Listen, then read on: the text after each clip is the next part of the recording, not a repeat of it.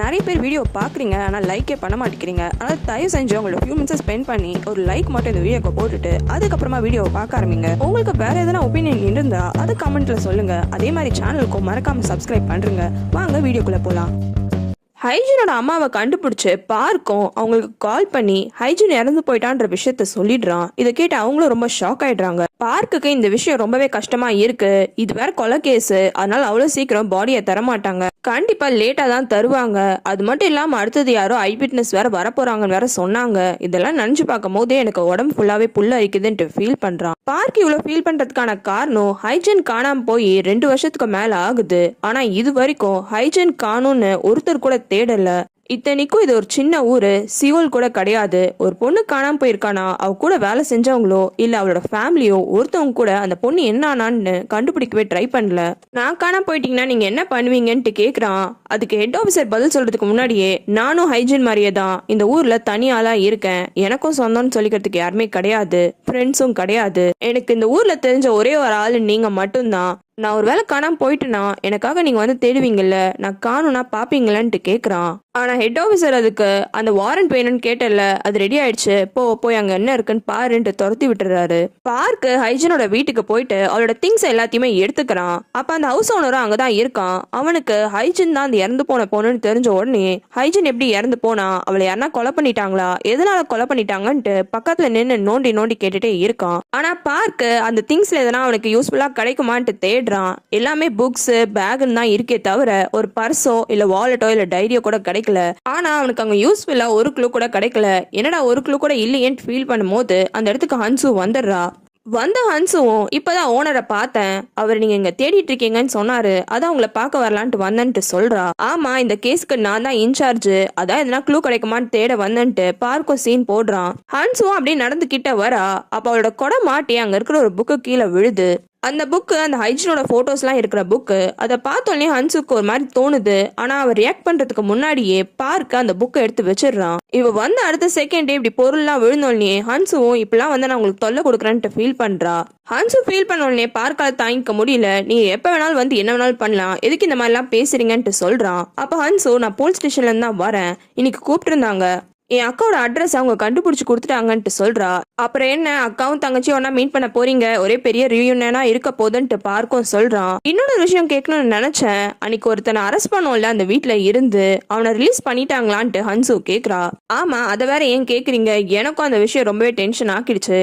ஆனா என்ன பண்ண, அவனோட ஆல்பை எல்லாமே பர்ஃபெக்டா இருக்கு, அதனால அவனை அரெஸ்ட் பண்ண முடியாதுன்ட்டு சொல்றான். ஆனா ஹைஜினோட போட்டோஸ்லாம் அவன் வீட்டுல இருந்து எடுத்தோமேன்ட்டு ஹன்சு கோபப்படுறா. ஆமா எடுத்தோம் தான், ஆனா அவன் ஒரு பர்வர்ட் தானே, அவன் போட்டோ வச்சிருக்கிறது ஒன்றும் தப்பான விஷயம் கிடையாது. அந்த போட்டோஸ்லாம் நான் பார்த்தனே, அது ஏதோ ஒரு பர்வர்ட் எடுத்த மாதிரி இல்ல, அந்த போட்டோலாம் நீ பாத்தியான்னு கேக்குறா.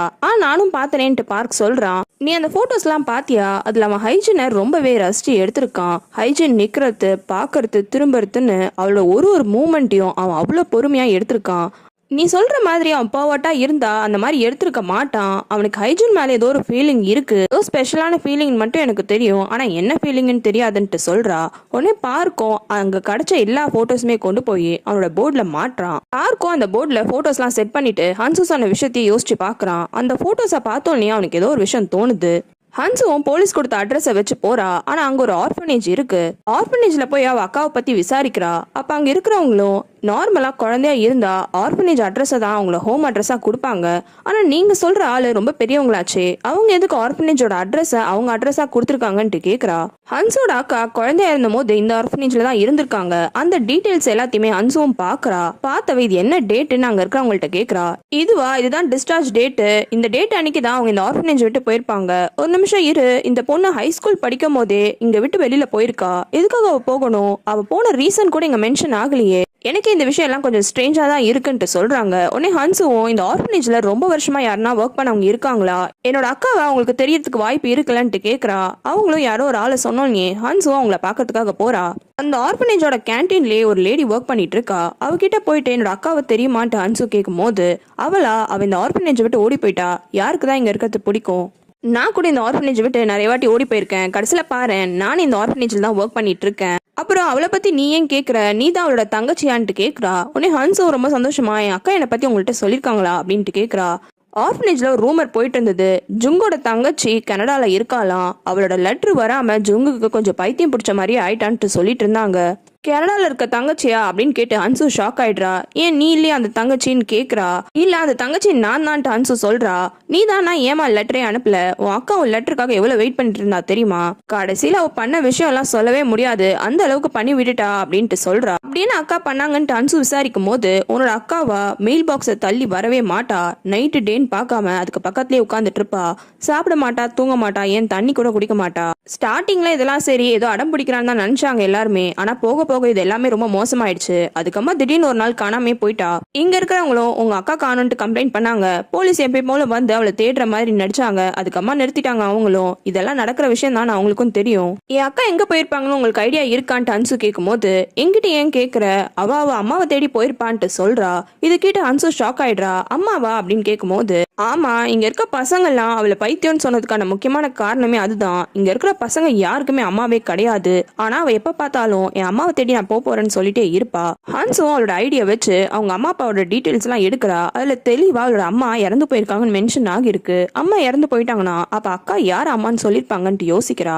போலீஸ் ஆஃபீஸரா இல்லாம பார்க்க நார்மல் ட்ரெஸ்ல அந்த லேடி பாயோட வீட்டுக்கு போறான். போயிட்டு தட்டுறான். ஆனா அந்த லேடி பாய் எந்த ரெஸ்பான்ஸுமே தரமாட்டிக்கிறான். நீ வீட்டுக்குள்ளதான் இருக்கேன்னு எனக்கு தெரியும், அன்னைக்கு தெரியாம உன்னை அப்படி பண்ணிட்டோம், அதனாலதான் சாரி கேட்கறதுக்காக உனக்கு சிக்கனும் பியரும் வாங்கிட்டு வந்திருக்கேன், நீ ஓபன் பண்ண டோரை அப்படின்ட்டு சொல்றான். அவன் சொல்லி முடிக்கிறதுக்குள்ளேயே விண்டோ வழியா லேடி பாய் எட்டி பாக்குறான். பார்க்கு உண்மையாலுமே அப்படியில வந்திருக்கான்னு தெரிஞ்சதுக்கு அப்புறமா தான் டோரையே திறந்து விடுறான். அந்த வீட்டையே பார்க்க சுத்தி பார்த்துட்டு எங்கன்னா வெளியூருக்கு போறியா, எல்லாமே பேக் பண்ணிட்டு இருக்கேன்ட்டு கேக்குறான். அதுக்கு லேடி பாயே இல்ல, இந்த விஷயத்தை எல்லாத்தையுமே தூக்கி போட போறேன், எனக்கு வயசாயிட்டே போகுது, எத்தனை நாள் தான் இது எல்லாத்தையும் போட்டுட்டு சுத்துறது, அதான் ஹாஸ்பிட்டல்ல போய் ட்ரீட்மெண்ட் எடுக்கலான்னு இருக்கேன், நல்ல வேலை பண்ண, அன்னைக்கு உன்னை தப்பா வேற நாங்க அரெஸ்ட் பண்ணிட்டோம்ட்டு பார்க் சொல்றான். ஆனா இதெல்லாம் ட்ரீட் பண்றது ரொம்பவே கஷ்டம்னு ஹாஸ்பிட்டல்ல சொல்லிட்டாங்கன்னு அவன் கூலா சொல்றான். உடனே பார்க்கும் நான் ரூமர் கேள்விப்பட்டேன், நீ ஏதோ ஒரு பொண்ணை கொலை பண்ணிட்டியா, அந்த கில்ட் தாங்க முடியாம தான் இந்த மாதிரி பொண்ணு மாதிரி ட்ரெஸ் பண்ணிக்கிறியாமே அப்படின்ட்டு விசாரிக்கிறான். அதெல்லாம் அந்த பசங்களை மிரட்டணும்னு நான் சொன்ன போய் எப்ப பார்த்தாலும் என்ன சீண்டிட்டே இருந்தாங்க, எதனா சொல்லி அவங்களை நிறுத்தணும்னு நினைச்சேன், அதனால நான் கொலைகாரன்னு சொன்னேன், அவங்களும் அதுக்கப்புறமா என் பக்கமே வரது கிடையாது.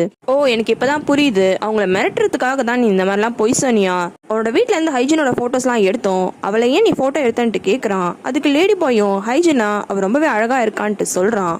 இந்த ஊர்ல எத்தனையோ பொண்ணுங்க அழகா இருக்காங்க, ஆனா நீ ஏன் ஹைஜனை மட்டும் போட்டோ எடுத்துட்டு பாரு கேக்குறான். அதுவா, நீங்க ரொம்ப நல்ல போலீஸ், ஆனா நான் உங்ககிட்ட மட்டும் இந்த விஷயத்த சொல்றேன், கிட்ட வாங்கன்ட்டு கூப்பிடுறான். பார்க்கும் ஆர்வமா இவன் என்ன சொல்ல போறான்ட்டு கிட்ட வரான். அப்ப லேடி பாயும் இந்த ஊர்ல நான் இந்த மாதிரி ட்ரெஸ் போட்டு போகும்போது எல்லா பொண்ணுங்களுமே என்னை பார்த்தாலே அலறி அடிச்சுட்டு ஓடுவாங்க, அது பார்க்கவே எவ்வளவு சந்தோஷமா இருக்கும் தெரியுமா, ஆனா இவ ரொம்பவே டிஃப்ரெண்ட், இவ மட்டும் தான் என்னை பார்த்துட்டு ஓடாம டைரக்டா என் கண்ணை பார்த்து நின்னா, அப்படி அவ பார்த்த உடனே எனக்கு எப்படி தெரியுமா இருந்தது, என் வாழ்க்கையில இப்படி ஒரு மொமெண்ட்டை நான் ஃபேஸ் பண்ணதே கிடையாதுன்ட்டு சொல்றான். இதை சொல்றதுக்காகவே என்ன கிட்ட கூப்பிட்டு பார் கேக்குறான். ஆமா, அதுக்கப்புறமா தான் அவன் மேல எனக்கு ஒரு இன்ட்ரெஸ்ட் வந்துருச்சு, அதனால அவங்கள போட்டோ எடுத்து அதுக்கப்புறமா அதானே அப்படின்னு கேட்டோன்னே லேடி பாயும் ஆமான்னு தலையாட்டுறான். பார்க்குக்கு ஹன்சு சொன்ன விஷயம் தான் ஞாபகத்துக்கு வருது. நான் அப்பவே இவன் ஒரு பர்வர்ட்டா நல்லா போட்டோ எடுத்திருக்கான்ட்டு சொன்னேன், ஆனா அவ தான் ஏதோ ஸ்பெஷல்னு சொன்னா, கடைசியில பாரு நான் சொன்னதான் நடந்திருக்குன்னு தலையா புலம்புறான். உங்களுக்கு வேற சீரிஸ் பார்க்கணும்னா கமெண்ட்ல சொல்லுங்க.